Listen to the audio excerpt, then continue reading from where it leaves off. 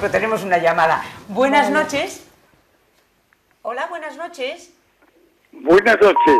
Adelante, por favor. Efectivamente, tienen ustedes razón que los dos son ferrolanos y los dos han coincidido precisamente en el Parlamento. El presidente era don José Canalejas y había entrado de la mano de los republicanos Pablo Iglesias. Pablo Iglesias, bueno, el señor Canalejas efectivamente era liberal y había fundado el socialismo de Canalejas. Esto lo hizo, era católico, efectivamente, esto lo hizo precisamente para evitar todos aquellos tumultos, huelgas y desórdenes que había, y al que pidió ayuda varias veces y se la negó fue a Pablo Iglesias. A Pablo Iglesias, por lo visto, no le interesaba el bienestar de los obreros, sino que era un antisistema, y entonces lo que quería era la dictadura del proletariado. Ahí se ve perfectamente. Luego han dicho ustedes de Pablo Iglesias que era un hombre pacífico. Pues miren ustedes, yo creo que en las Cortes no hubo una jornada más vergonzosa, yo le llamo así, que el 7 de julio de 1910, cuando amenazó de muerte a Maura antes de que él llegase a la presidencia del gobierno. Esto fue el día 7. El 22, el señor Maura estaba en Barcelona para coger el transporte para Mallorca. Y resulta que tuvo un atentado de un joven de 18 años, Manuel Poza Roca, y lo hirió 3 veces, pero no murió, gracias a Dios. Pero cuando llegó al Parlamento, él se negó a condenar ese atentado. Y cuando atentaron contra Canalejas en la Puerta del Sol y falleció, fue Pardiñas, y dicen algunos historiadores que vieron a Pardiñas hablar, que eso no quiere decir nada, con Pablo Iglesias. Lo que sí sé que sale en la historia es que a Canalejas le llamaron públicamente asesino, que nota, en fin, que era un hombre que, aunque era ferrolano, y le molestaba mucho que, por ejemplo, eso sí es verdad también, que Canalejas se metiese con él así en forma de broma, cuando su señoría era obrero, porque eso lo acentuó más Pérez Asencio, un congresista jerezano con mucha gracia, que decía: usted dirige a los obreros, pero usted no es obrero. Y efectivamente tenía razón, porque Pablo Iglesias dejó de ser obrero a los 23 años, es decir, fue a la Asociación del Arte de Imprimir, y luego ya entró como presidente o secretario de los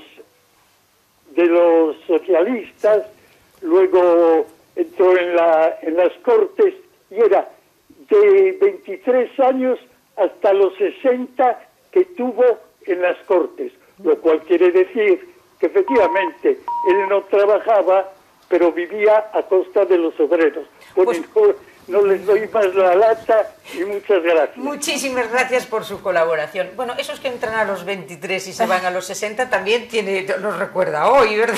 O sea, que entran a los 23 y se van a los 60. Yo quiero hacer el paralelismo otra vez entre los dos personajes ferrolanos, que efectivamente Pablo Iglesias empezó a trabajar muy niño, desde los 12 años que estuvo en el hospicio, empezó a trabajar, aprendió ahí el oficio de linotipista.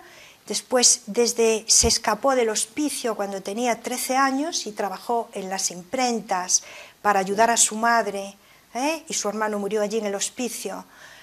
Y luego trabajó, después se afilió a la Internacional Socialista, fundó el PSOE, fundó la UGT y efectivamente después se dedicó a la política. Y quiero decir que también es el caso de Canalejas. Canalejas, como su profesión, la ejerció solo los primeros años y después fue también solo político. Ninguno de los dos dejaron, pero que la profesión de político yo la reivindico desde aquí y me parece que es una profesión más y que tienen derecho a también tener unos sueldos para poder vivir. Y la política es necesaria y también quería decir que sí, que hubo discusiones de los dos que coincidieron, que sí, que Pablo Iglesias llegó en coalición del Partido Socialista con los republicanos pero que vamos, que el mismo Pablo Iglesias en las Cortes, por un bulo que empezó a correrse de que se había tenido participación en el asesinato de Canalejas, lo desmintió y él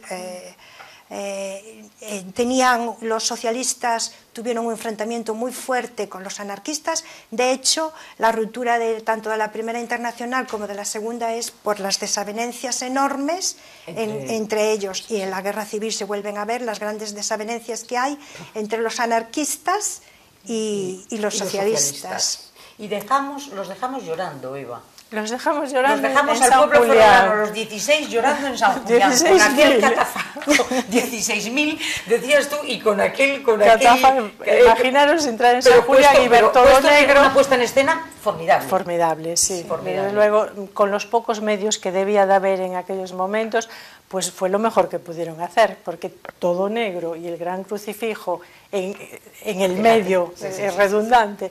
Y después, claro, la gente toda llorando, pues haciendo la cola para ver el crucifijo, porque no veían nada. A todo esto, en Madrid, al día siguiente es el entierro y pasa 3/4 de lo mismo. Todo Madrid pasó por allí. Y todas las páginas de los periódicos de esos días están dedicadas exclusivamente a Canalejas. Y después, yo esto que habló este señor de Pablo Iglesias y Canalejas, también quería hacer una matización, sin meterme pues en la forma de ser a lo mejor de Pablo Iglesias, que yo tampoco la conozco, no sé si era muy vehemente hablando, pero los orígenes de uno y de otro son tan distintos que también es lógico que uno pues tuviese un proceder, pues incluso por su educación, mucho más democrático, tranquilo que el otro. Porque yo estoy recordando cómo se fue Pablo Iglesias a Madrid con su madre andando en una carreta, y hay que ser muy pobre para ir descalzo andando hasta allá. Y después buscarse un trabajo, un niño prácticamente, porque cuando se van, yo no sé los años que tenía, pero tenía 10.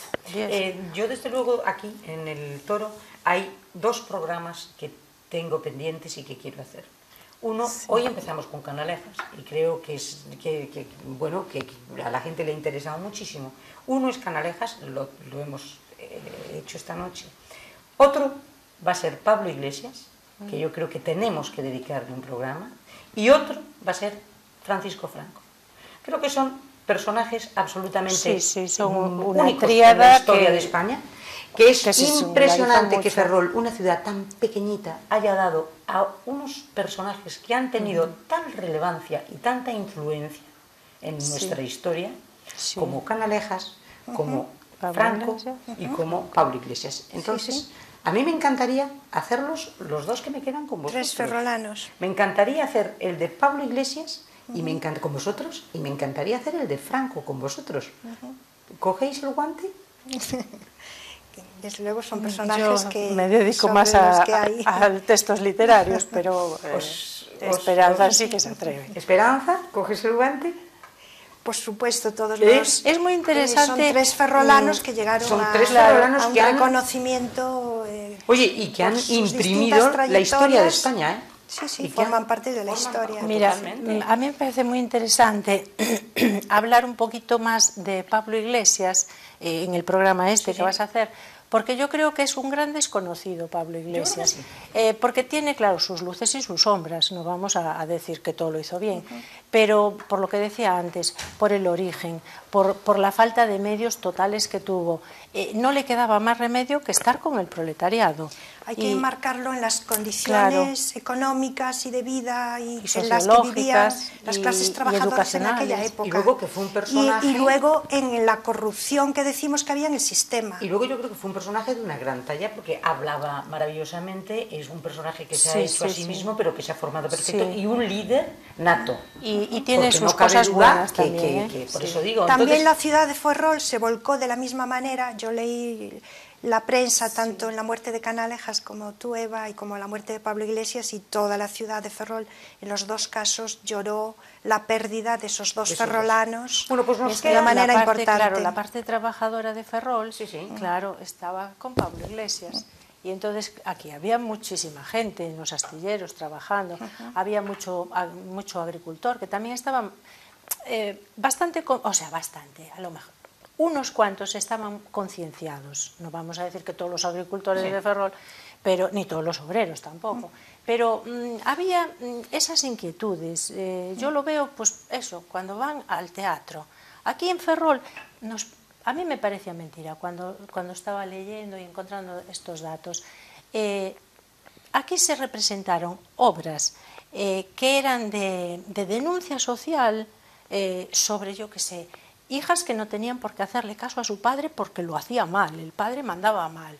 Después, obreros que eran buenísimos y que estaban siempre del lado del patrón, y era una crítica. Y el patrón era como su padre y se metía en sus problemas familiares intentando arreglarlos. Claro, después también venía el Juan José de Joaquín Dicenta, que bueno, fue casi excomulgado Dicenta, que era el típico obrero que no entraba por el aro. Y entonces, claro, reivindicaba pues el alporizarse. Y los obreros iban a ver esas obras. La riqueza cultural que hubo en Ferrol en el siglo XIX y en el XX fue impresionante. Ferrol era una de las ciudades más mayores en cuanto a número de habitantes y en muchos momentos fue puntera en tecnología, en ciencia y en cultura, que es lo que estamos diciendo. Que es lo que llama la atención, porque mira, Santiago se supone que tenía que tener muchos centros culturales y sin embargo Ferrol era mucho más activa que Santiago, porque además Santiago los tenía solo para la gente, bueno, de un nivel medio alto, pero es que en Ferrol incluso los precios en los teatros, o sea, decimos que el Jofre era el teatro de la burguesía, pero también los precios iban de abajo a arriba, marcando el nivel social de las personas, hasta llegar a General, que antes le llamaban Paraíso, que valía tan poquito que podían ir a los espectáculos que intelectuales, profesiones liberales y marinos. Los marinos, por lo que yo he estudiado, las butacas. Y además también participaban en la dinamización cultural de la ciudad de una manera muy importante.